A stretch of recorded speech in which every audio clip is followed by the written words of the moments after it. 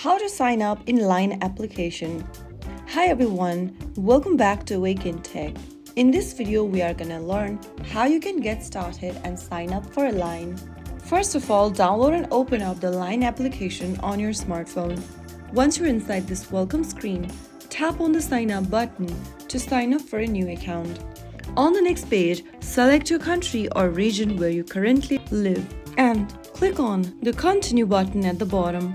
On the next page, write down your first name and then your last name and click on done. On your iOS device, you will see this continue with Apple option.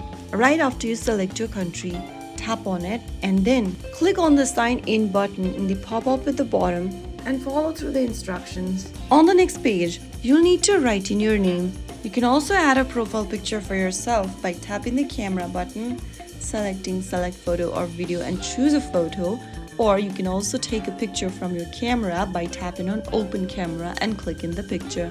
Once you are done, on the next page you'll need to create a password for your account.